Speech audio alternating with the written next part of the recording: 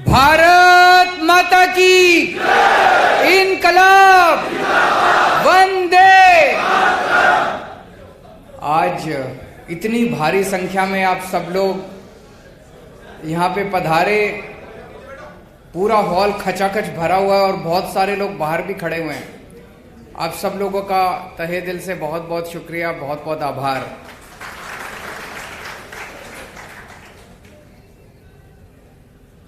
मैं आप लोगों से पूछना चाहता हूं कि 27 साल से तो भाजपा है यहाँ पे, उसके पहले कांग्रेस थी। कभी किसी भी पार्टी ने चुनाव के पहले, चुनाव के बाद, सरकार ने कभी आपसे ऐसे आमने सामने बातचीत करी आपकी समस्याएं जानने के? धमकाते हैं बस, कभी आज तक बातचीत नहीं करी। ये पहली बार हो रहा है। पिछले 6 महीने से मैं गुजरात आ रहा हूं। आज हम टेक्सटाइल के ओनर्स के साथ, कर्मचारियों के साथ बात कर रहे हैं। कई सारे पेरेंट्स आए हुए हैं, उनसे बात कर रहे हैं। हमने अलग अलग मुद्दों पे गुजरात के अलग अलग हिस्सों में जाके जनता के साथ बातचीत करी, उनकी समस्याएं समझने की कोशिश करी कि क्या समस्या है, तभी तो समाधान निकलेगा। आज जिस तरह से हम इस चुनावी कैंपेन के अंदर आपसे बातचीत कर रहे हैं और आपकी समस्याएं समझ के उसका समाधान निकालने की कोशिश कर रहे हैं, मेरा आप लोगों को वादा है कि जब सरकार बनेगी तो सरकार भी ऐसे ही चलेगी, बातचीत के जरिए, जैसे चुनाव चल रहा है। जैसे चुनाव के दौरान आपसे बातचीत कर रहे हैं, वैसे ही चुनाव के बाद, सरकार बनने के बाद आपसे बातचीत करेंगे और आपकी समस्याओं का समाधान निकालेंगे। और जैसे वो लोग चुनाव के पहले भी आपसे बात नहीं करते, वो चुनाव के बाद भी आपसे कभी बात नहीं करते। तो मैं सीधे सीधे मुद्दों पे आता हूं। सबसे पहली चीज है, जिस समाज में व्यापारी खुल के निडरता के साथ व्यापार नहीं कर सकता, वो समाज की अर्थव्यवस्था कभी भी आगे नहीं बढ़ सकती। वो समाज गरीब ही रहेगा, वो समाज अमीर नहीं बन सकता। अमीर तो तभी बनेगा जब व्यापार आदमी खुल के करेगा, बिना डर के करेगा। आज आप लोगों ने, यहां इतने सारे लोगों ने आने की हिम्मत करी, आपकी हिम्मत की मैं दाद देता हूं।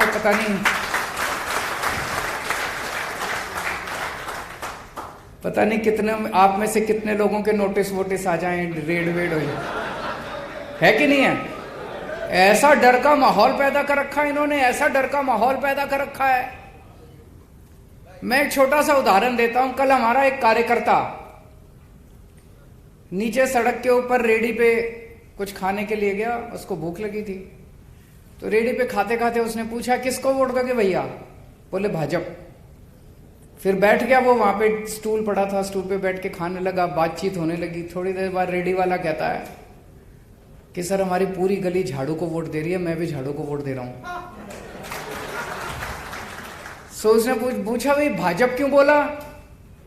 बोला सर आप शक्ल से भाजपा वाले लग रहे थे, मैंने सोचा मारोगे मेरे को। बताओ, एक आम आदमी गुजरात के अंदर ये नहीं बता सकता कि मैं इसको वोट दे रहा हूं कि उसको वोट दे रहा हूं। क्या डर का माहौल है गुजरात के अंदर। गलत तो नहीं कह रहा जी? मैं तो अब ये कह रहा हूं कि सड़क पे ये जो सर्वे करने वाली कंपनियां आ रही हैं पूछने लोगों से, जितने भाजपा बोल रहे हैं वो वोट झाड़ू को देने वाले हैं। और देख लेना, कुछ चमत्कार ही होने वाला है इस बार, परिवर्तन। तो सबसे पहले तो आपका डर खत्म करूंगा मैं। हमारी सरकार बनेगी, निडरता से काम करना, किसी से डरने की जरूरत ही नहीं है। किसी का कुछ छीन के खा रहे हैं क्या?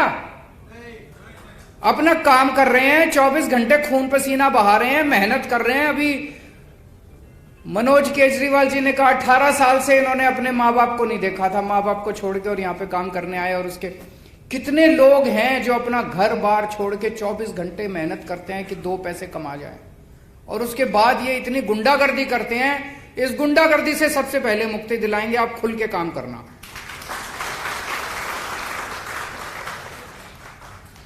सम्मान देंगे आपको। मैं बहुत बड़े बड़े व्यापारियों से मिला, सब कहते हैं जी जिंदगी में पैसा तो बहुत कमा लिया, लेकिन जैसी ये सरकारें हैं, सरकारें ऐसे करती हैं जैसे कोई हर व्यापारी चोर हो, इस तरह से ट्रीट करती हैं। टैक्स डिपार्टमेंट वाले भी, ये भी, वो भी ऐसे करते हैं जैसे कोई चोर हो। एक व्यापारी 24 घंटे मेहनत करके अपने घर के बच्चों के लिए पैसे कमाता है, उसमें से टैक्स देता है, दान पुण्य का काम करता है, धर्म का काम करता है, समाज को पालता है।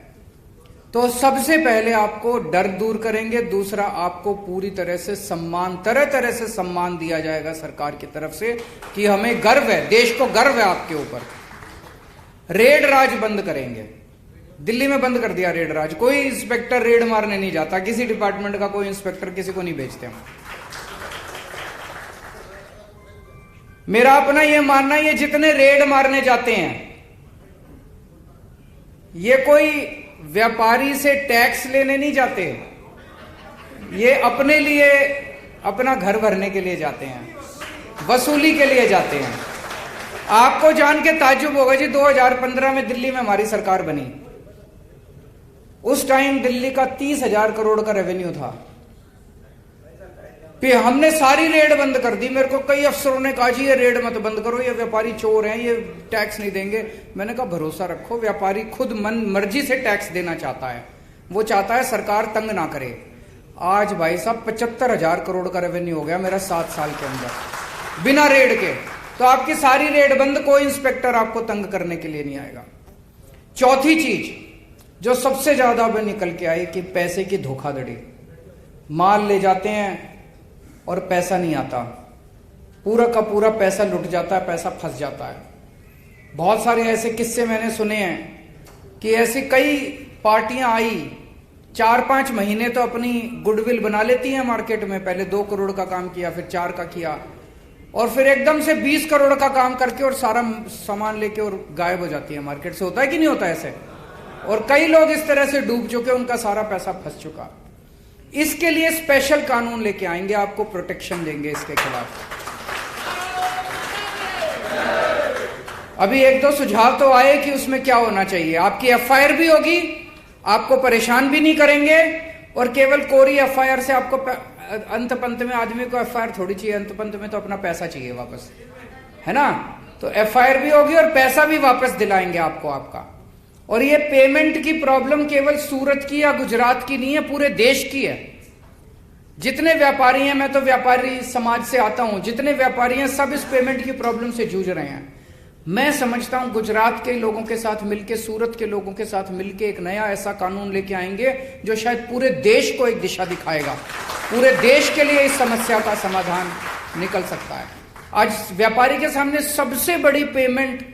सबसे बड़ी समस्या पेमेंट की धोखाधड़ी की है। इसके लिए सख्त कानून बनाएंगे और आपकी पेमेंट आपको दिलाएंगे। 5वीं चीज, सूरत को गुजरात का नहीं पूरे देश का गारमेंट हब बनाएंगे। एक नया इंटीग्रेटेड टेक्सटाइल पार्क बनाया जाएगा जो पूरी तरह से एक्सपोर्ट ओरिएंटेड होगा। उसमें आपको तरह तरह की सुविधाएं दी जाएंगी। सुविधाएं सरकारी तौर पे इन द सेंस की, मान लो टैक्स ब्रेक्स हैं, टैक्स इंसेंटिव्स है, वो भी दिए जाएंगे, और सारी फैसिलिटीज भी बना के देंगे। अभी मेरे को पता चला मल्टी स्टोरीड बिल्डिंग्स में आप काम करते हैं, वहां ना पानी है ना सीवर है, बुरा हाल है आप लोगों का। इसको सारे को मॉडर्नाइज करेंगे, पूरी सारी समस्याओं का समाधान निकालेंगे। आपको पानी भी देंगे, सीवर भी देंगे, बत्ती भी देंगे, सस्ती बत्ती भी देंगे, सारी सुविधाएं दी जाएंगी ताकि हजारों बच्चों को, सबको एमएसएमई का बेनिफिट भी दिलाएंगे। और अभी जो 25 लाख रुपए की लोन की लिमिट है उसको 1 करोड़ रुपए लोन की लिमिट किया जाएगा। 7वां जीएसटी से बहुत सारी परेशानियां हैं, जीएसटी के रेट से परेशानी है, उसको हम केंद्र सरकार के साथ उठाएंगे। और जीएसटी को लागू करने में बहुत ज्यादा दिक्कतें हैं, उसको सिंगल विंडो बना के इसको, वो हमारे हाथ में है। जीएसटी के रेट तो केंद्र सरकार के हाथ में है, लेकिन जीएसटी का एडमिनिस्ट्रेशन जो है यहाँ पे लोकल लेवल पे, वो हमारे हाथ में है। उसको सिंप्लीफाई करेंगे ताकि आप लोगों को जीएसटी को लागू करने में किसी भी तरह की कोई दिक्कत है, परेशानी है, भ्रष्टाचार है, उसको खत्म किया जा सके। 8वीं, बेसिक इंफ्रास्ट्रक्चर दिया जाएगा, जो अभी मैंने कहा आप लोगों का, बिजली, पानी, सीवर, ये सारा इसका इंतजाम किया जाएगा। 9वां, बिजली के रेट बहुत ज्यादा हैं, इसको बिजली के रेट आप लोगों के लिए सस्ते किए जाएंगे। और 10वां, दिल्ली में हमने नया एक्सपेरिमेंट किया, door step delivery of services. जितनी भी सरकार की सर्विस है, आपको यह जान के ताज्जुब होगा, दिल्ली में हमने कई सारे सरकारी महकमों में ताला लगा दिया है कि अब यहां आने की जरूरत नहीं है। हमने एक नंबर दे दिया 1076, ये दिल्ली से ही काम करता है, ये यहां से काम नहीं करेगा। आपको दिल्ली सरकार से कोई भी काम हो, आपको कोई लाइसेंस लेना है, आपको किसी भी तरह का काम है, आप 1076 पे फोन करो, वहां से आवाज आती है, जी आपको क्या काम है, आप अपना काम बता दो। फिर वो कहता है, जी आपको आपका ये काम करने के लिए मैं आपके घर कितने बजे आऊं।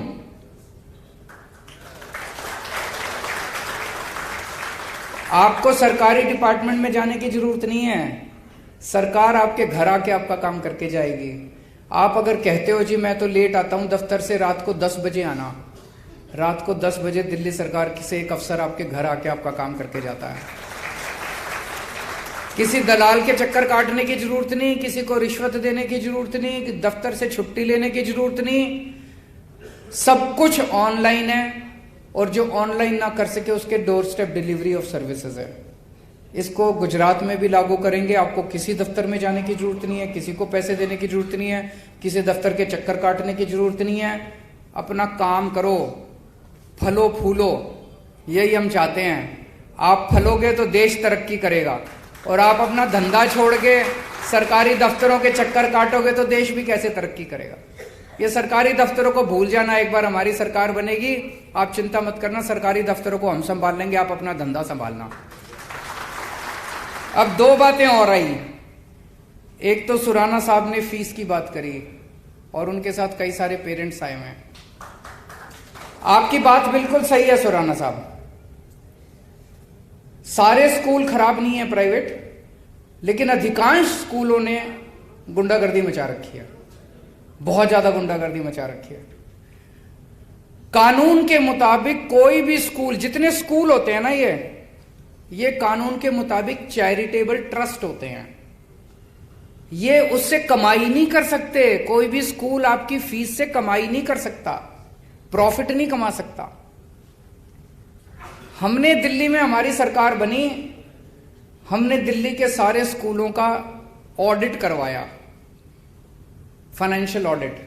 और आपके जान के ताज्जुब होगा, नाम लेना तो ठीक नहीं है, लेकिन अपने मन में सोच लेना, देश के जितने बड़े से बड़े नामी गिरामी स्कूल हैं, किसी के पास 40 करोड़ की एफडी, किसी के पास 60 करोड़ की एफडी, पैसे कमा एफडी करा करा के बैठे हैं, उससे इंटरेस्ट पे इंटरेस्ट कमाए जा रहे हैं, और आपके बच्चों की फीस पे फीस बढ़ाए जा रहे हैं। ये तो गैर कानूनी था। आपको यह भी जान के ताज्जुब होगा, हमारी सरकार जब ऑडिट खत्म हो गया, कई स्कूलों से हमने एफडी तुड़वाई और बच्चों की कई कई सालों की फीस वापस करवाई। ये कोई चमत्कार से कम नहीं था। आज तक इतने बड़े बड़े स्कूल, आप मन में जो भी स्कूल सोच सकते हो सोच लो, उन स्कूलों ने अपने बच्चों के पेरेंट्स के अकाउंट में पैसे वापस करे हैं। ऐसा हुआ है इस देश के अंदर। ये तो कौन स्कूल वापस करता है पैसे? कभी लाइब्रेरी फीस, कभी डेवलपमेंट फीस, कभी पिकनिक फीस, कभी ढिमका फलाना ढिमका फीस, फीस पे फीस लेते रहते हैं ये लोग। तो एक ये करा, और उसके बाद हमने ये कर दिया, भाई कोई भी फीस अगर बढ़ानी है तो आप सरकार से परमिशन लोगे। 7 साल से दिल्ली में किसी स्कूल को फीस नहीं बढ़ाने दी हमने आज तक। गौतम साहब ने कहा कि उनकी बच्ची को स्कूल से निकाल दिया गया। तो 2 चीज है सुराना साहब, एक तो सारे गुजरात के लोगों को कह दो हमारी सरकार बनवा दें, अगले 5 साल तक किसी प्राइवेट स्कूल को फीस नहीं बढ़ाने देंगे, ये मेरी गारंटी है। और दूसरा, गौतम साहब जैसे जितने लोग हैं जिनके बच्चों को इन्होंने गुंडागर्दी करके स्कूल से बाहर कर रखा है, सरकार बनने के 24 घंटे के अंदर सारे बच्चे स्कूल के अंदर होंगे।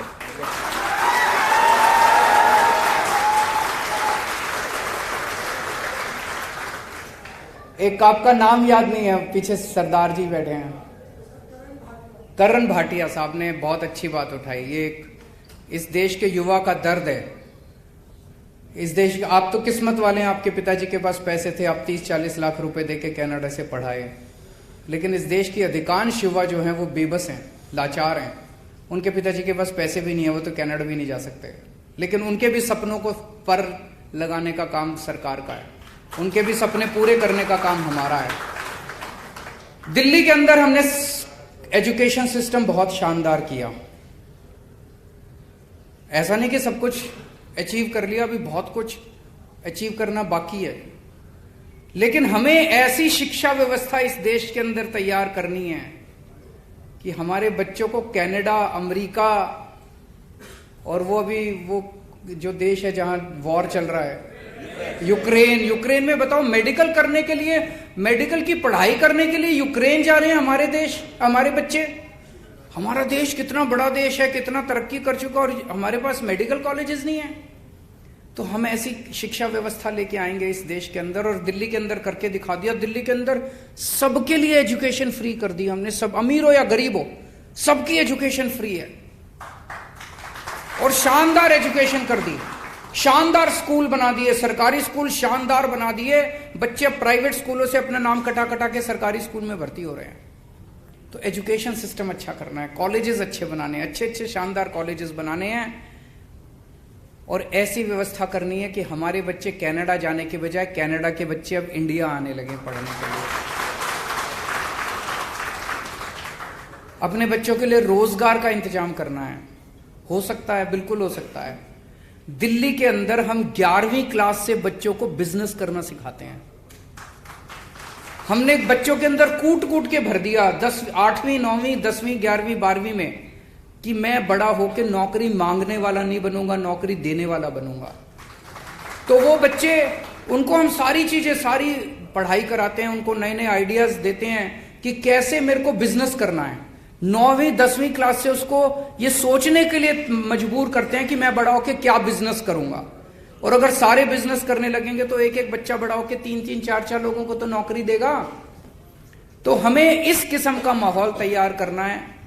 लेकिन इस किस्म का माहौल तैयार करने के लिए पहले अपने जितने लोगों को हम चुनते हैं, आज मैं गोपाल इटालिया जी से बात कर रहा था, वो बता रहे थे भाई पहले मंत्री तो पढ़े लिखे हों तभी तो।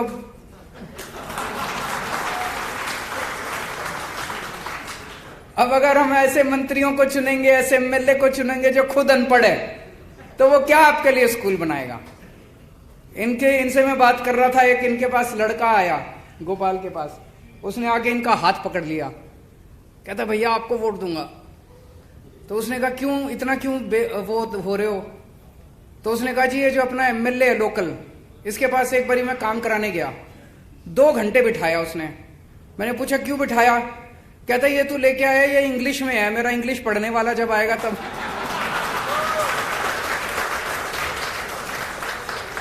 तो यार हम ये नहीं कह रहे इंग्लिश कोई बहुत अच्छी भाषा है या, लेकिन ऐसे लोगों को तो मंत्री को तो अंग्रेजी तो पढ़नी आनी चाहिए, हिंदी तो पढ़नी, चलो अंग्रेजी नहीं गुजराती तो पढ़ ले कम से कम, ऐसा तो हो कम से